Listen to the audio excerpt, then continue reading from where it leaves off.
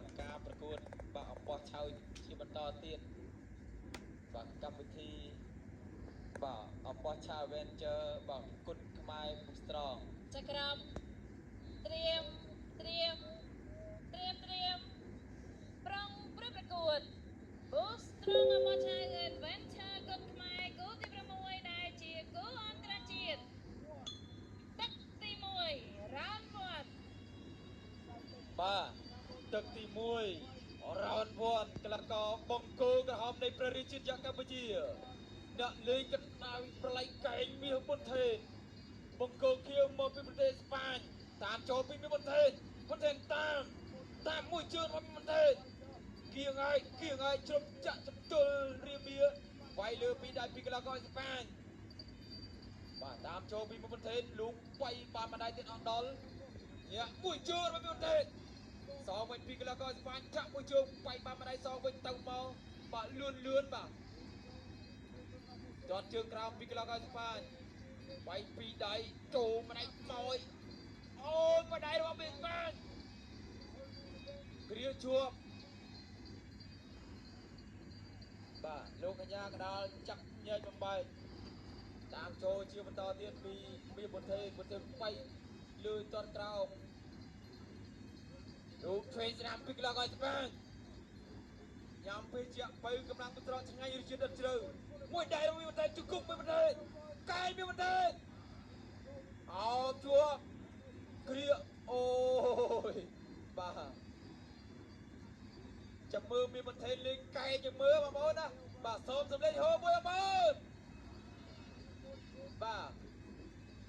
ចាប់គូនេះដល់ពូថៅដៃពីគៀនធឿនទៀតហើយទាត់ជើងក្រៅពីមាសប៊ុនថេនវាយលើចូលមកដៃមាសប៊ុនថេនអូ1 2 ចូលចំកន្លែងកណ្ដុយ 4 4 5 5 6 6 7 7 8 8ប្រ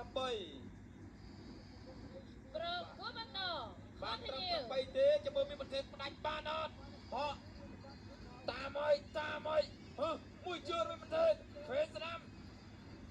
អោជួបជង្គង់អេស្ប៉ាញប្រទេសប្រងកៃមួយអូយអូយ1 2 បាទរាប់ម្ដងទៀត3 4 5 5 6 6 7 7 8 8ប្រកួតបន្តអត់តន់ចុះចាញ់ទេវាយបន្តទៀតជាប់មួយជើងហ្វេស្ដាំ2 1 2អូយលោកកញ្ញាកដាថាណូអើយហូឲ្យប៊ូស្រោមួយអើយ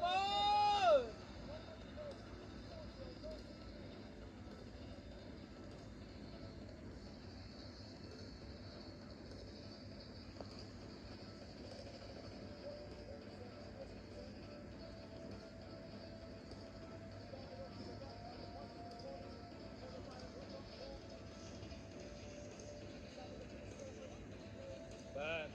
យើងឃើញផ្នែកការប្រកួតរបស់ជើងអបាញ់មិញបាទប៊ុនថេនបងគូ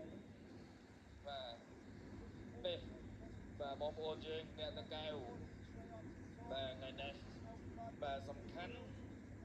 បាទបងប្អូនបានទស្សនាប្រកួតជក់ចិត្តគ្រប់គូតែម្ដង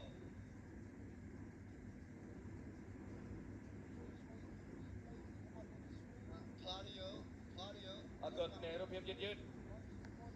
បាទប៊ុនថេនបោះមកជង្គង់នេះបាទជ្រាបបន្តិចកាប់ចូលមកឯងទៀត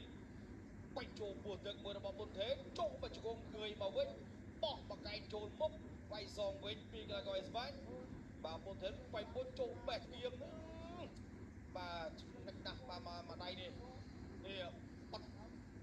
បាទបេះមកដៃកន្លែងនេះហើយដែលធ្វើលោកអ្នកដារាប់បាទទៅលើកីឡាករបង្គោលខៀវកន្លែងនេះបាទលោកកញ្ញាកដាលក្រវីដៃបាញ់ឈប់តែម្ដងដោយសារតែការវាយសន្ធាប់បាទរបស់មាសប៊ុនថេនបាទទៅលើកីឡាករបាទអេស្ប៉ាញ